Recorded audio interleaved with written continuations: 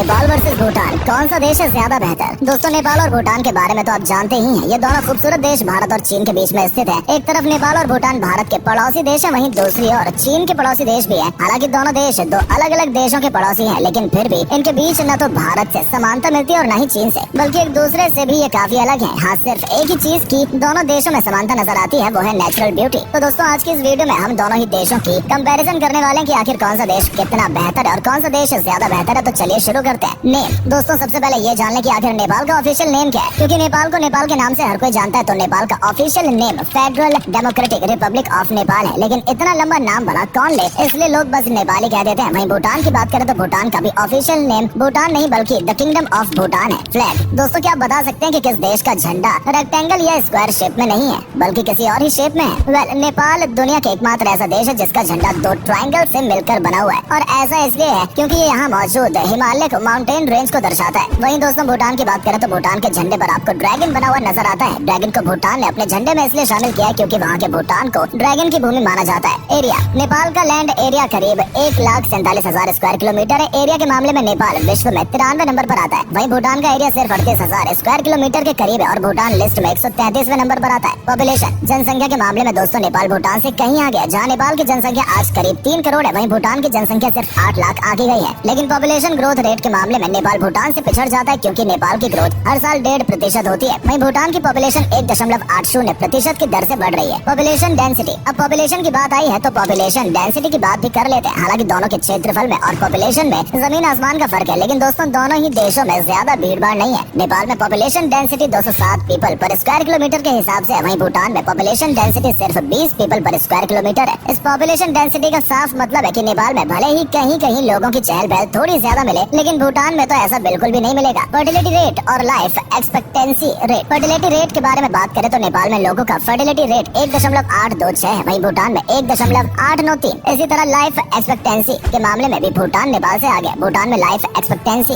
Rate 72.47 साल है, वहीं नेपाल में लाइफ एक्सपेक्टेंसी रेट 71.45 साल है। रिलीजन। ये बात हम सभी जानते हैं कि बुद्ध का जन्म नेपाल के लुम्बिनी में हुआ था। इस हिसाब से बुद्ध धर्म को मानने वाले ज्यादा लोग नेपाल में ही होने चाहिए, लेकिन इस फैक्ट के बारे में जानकर आपको हैरानी होगी कि भूटान में लोग बौद्ध धर्म को नेपाल के मुकाबले ज्यादा फॉलो करते हैं। इसलिए तो नेपाल में 21% लोग हिंदू धर्म और 9% बौद्ध धर्म को फॉलो करते हैं। बाकी 4.4% इस्लाम को और 3.1% किरात धर्म को और 1.4% क्रिश्चियन धर्म को मानने वाले हैं। जबकि भूटान की बात करें तो भूटान में बौद्ध धर्म को मानने वालों की संख्या 75% है और सिर्फ 22% लोग हिंदू हैं। भाषा। जो देश जितना बड़ा होता है, जहाँ पर जितनी ज्यादा पॉपुलेशन होती है, उस देश में दोस्तों लोगों के बीच कई सारी भाषा भी पॉपुलर होती है। अब जैसे कि नेपाल की पॉपुलेशन करीब 3 करोड़ है, तो इसी हिसाब से यहाँ पर कई भाषाएं इस्तेमाल की जाती है, जैसे मैथिली, भोजपुरी और अवधी यहाँ की दूसरी सबसे ज्यादा बोली जाने वाली भाषाएं हैं, क्योंकि पहले नंबर पर सबसे ज्यादा यहाँ पर नेपाली भाषा बोली जाती है। वहीं भूटान की बात करें तो भूटान की मुख्य भाषा है जोनोका। करेंसी। हर देश की अपनी करेंसी होती है। नेपाली करेंसी दोस्तों नेपाली रुपीस के नाम से जानी जाती है। वहीं भूटान में भूटानीज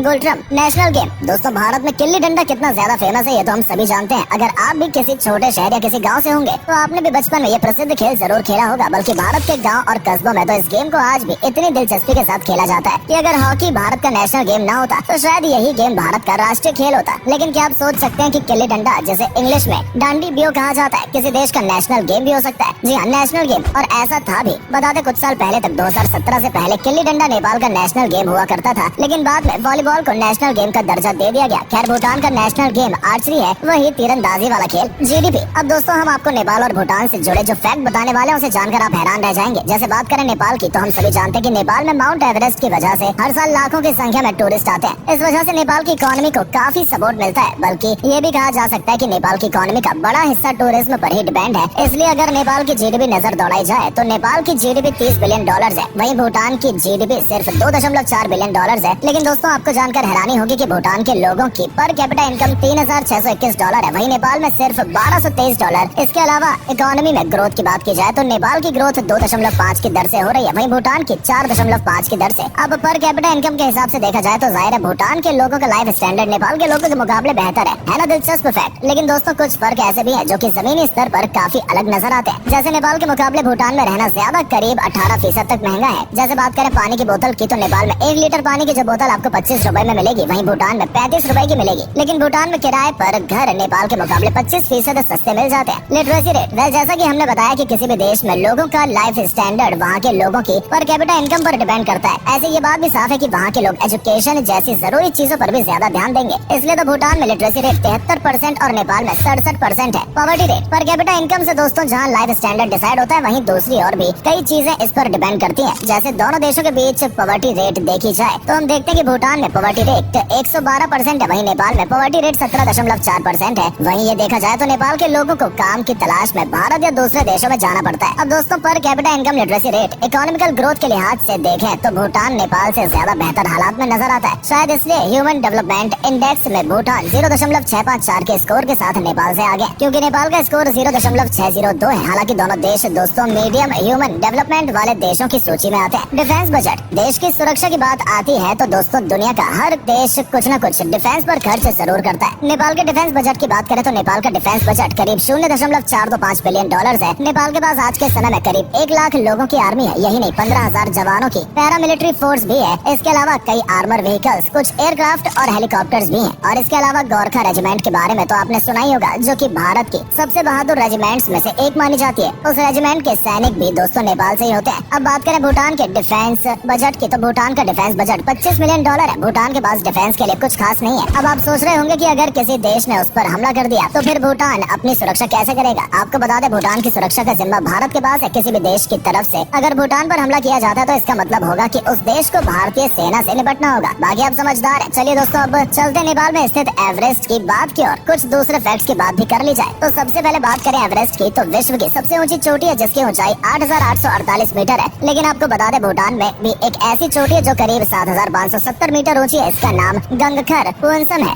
ये चोटी भी भूटान में काफी फेमस है। आपको जानकर हैरानी होगी कि भूटान का करीब 70% हिस्सा जंगलों से घिरा है, क्योंकि यहाँ के लोगों का मानना है कि जमीन के 60% हिस्से पर जंगल होने चाहिए। यहाँ के लोग दोस्तों अपनी संस्कृति को इतना पसंद करते हैं कि यहाँ के राजा ने 1999 तक भूटान में टीवी नहीं आने दिया था, क्योंकि उनका मानना था कि इससे उनके संस्कृति पर बुरा असर पड़ेगा। तो दोस्तों ये थी नेपाल और भूटान से जुड़ी सारी जानकारी और दोनों देशों के बीच का कंपैरिजन कि कौन सा देश बेहतर है या भविष्य में और भी बेहतर हो सकता है। आपका इस बारे में क्या ओपिनियन है हमें कमेंट करके जरूर बताएं। वीडियो को लाइक और पेज को फॉलो जरूर कर लें। मिलते हैं अगले वीडियो में, तब तक के लिए टाटा बाय बाय।